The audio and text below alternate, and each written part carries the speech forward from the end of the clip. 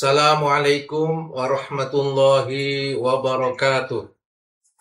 Alhamdulillah alladzi 'allama bil qalam, 'allamal insana ma lam ya'lam. Wassalatu wassalamu ala sayyidil arabi wal ajam wa ala alihi wa ashabihi ya nabi'il ulumi wal hikam. Amma ba'd. Ma'asyiral muslimin, hadani Allah wa iyyakum. Kepada yang terhormat Bapak-bapak dan ibu-ibu serta saudara-saudara sekalian yang saya hormati, alhamdulillah wa syukrulillah, di sore hari ini kita dapat bermuwajahah bersama-sama dalam rangka pengajian menjelang buka bersama. Mudah-mudahan apa yang akan kami sampaikan dapat bermanfaat bagi kita semua, dan mudah-mudahan puasa kita semuanya diterima oleh Allah Subhanahu wa Ta'ala. Bapak dan Ibu sekalian yang saya hormati, di kesempatan di hari ini kami akan menyampaikan sebuah materi tentang ilmu dan adab. Bapak dan Ibu sekalian yang saya hormati, ilmu adalah sesuatu yang sangat penting, di mana Allah Subhanahu wa Ta'ala dan Rasulullah Shallallahu Alaihi Wasallam mewajibkan kita untuk mencari ilmu pengetahuan. Bahkan Rasulullah pernah mengatakan, "Thalabul ilmi faridatun ala kulli muslimin," bahwa mencari ilmu adalah wajib hukumnya atas setiap orang yang beriman. Sahabat sekalian yang saya hormati, di samping itu Allah Subhanahu wa Ta'ala juga berfirman, A'udzu billahi minasyaitonir rajim. Bismillahirrahmanirrahim. Yarfa'illahu alladhina amanu minkum walladzina utul ilma darajat. Surat Al-Mujadilah ayat 11.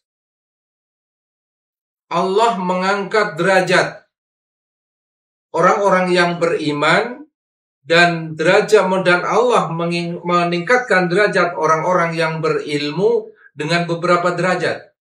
Ini artinya bahwa ilmu pengetahuan adalah sangat penting untuk kita miliki, kita pelajari, dan kita menjadi orang yang berilmu pengetahuan dan diamalkan dengan sebaik-baiknya. Bapak dan Ibu sekalian yang saya hormati, di dalam ayat ini, di samping Allah Subhanahu wa Ta'ala mengangkat derajat orang yang beriman, juga Allah mengangkat derajat orang-orang yang berilmu pengetahuan. Karena kita hidup di dunia harus berilmu, dan kita besok di akhirat juga bekal ilmu yang kita miliki pada saat ini. Oleh karena itu, Imam Syafi'i radhiyallahu an, beliau pernah mengatakan, "Man aradad dunya fa alaihi bil ilmi, wa man aradal akhirah fa alaihi bil ilmi, wa man aradahuma fa alaihi bil ilmi." Barang siapa yang menghendaki dunia, maka harus dengan ilmu.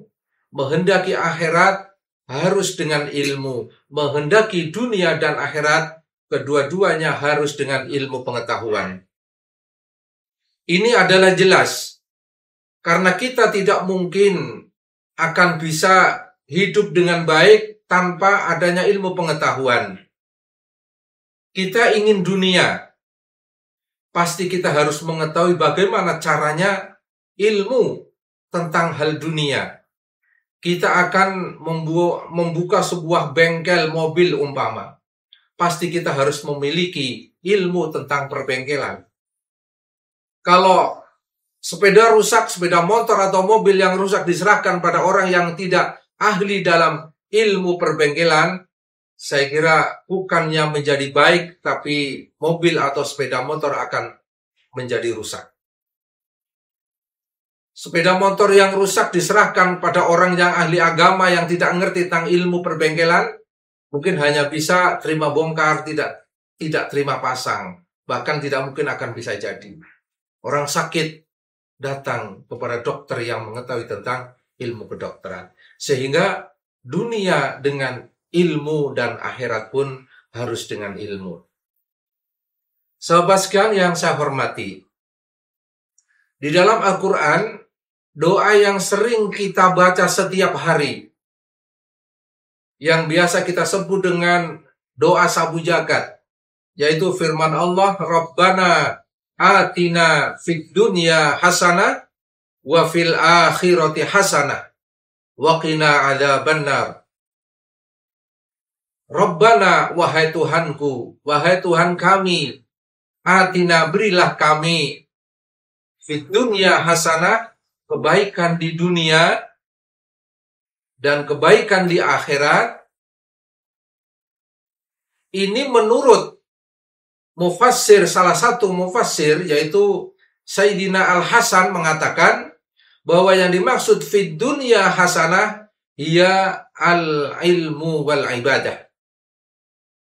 Yang dimaksud dengan kebaikan di dunia ini modalnya adalah ilmu pengetahuan. Karena kalau kita tidak memiliki ilmu pengetahuan, tidak mungkin kita akan bisa melaksanakan apa-apa. Kita beribadah butuh ilmu. Kita bekerja juga butuh ilmu. Tidak ada yang harus kita lakukan tanpa dengan ilmu pengetahuan. Begitu juga untuk kepentingan akhirat kita adalah beribadah. Itu juga kita harus bermodalkan ilmu pengetahuan. Dalam kitab ada yang mengatakan bahwa wa kullu man bi ghairi ilmin ya'malu a'maluhu mardudatun la tuqbalu. Setiap orang yang beramal tanpa ilmu, maka amalnya akan ditolak oleh Allah Subhanahu wa ta'ala. Kita melaksanakan sholat, pasti Bapak dan Ibu juga ngerti ilmu bagaimana caranya sholat. Bagaimana kapan kita harus niat sholat. Sekarang masih banyak orang yang belum mengerti ilmunya. Contoh, bahwa yang namanya niat itu adalah yang pertama kali dikerjakan bersamaan dengan kita ketika kita takbir. Sebab yang namanya sholat adalah af'alun wa aqwalun muftatahatun bitakbir wa mukhtatamatun bitaslim. Perbuatan dan ucapan yang didahului dengan takbir dan diakhiri dengan salam. Lalu niat ada di mana? Niat adalah ada di dalam hati. Ketika kita membaca takbir, Allahu Akbar, ketika kita baca takbir di tengah-tengahnya hati kita niat, itulah yang niat yang sebetulnya. Itu adalah ilmu di dalam sholat. Sedangkan kalau kita yang niat sholat dengan mengatakan, dengan mengucapkan usolli fardal maghribi, ini adalah talaffudzu niyah, diucapkan sebelum sholat. Karena sholat dimulai dari takbir, niat ada di dalam hati ketika takbir, sedangkan talaffudzu niyah harus diucapkan sebelum salam, sebelum sholat, atau sebelum takbir. Jadi jangan keliru, lalu kita sambil membaca tidak ada urutannya.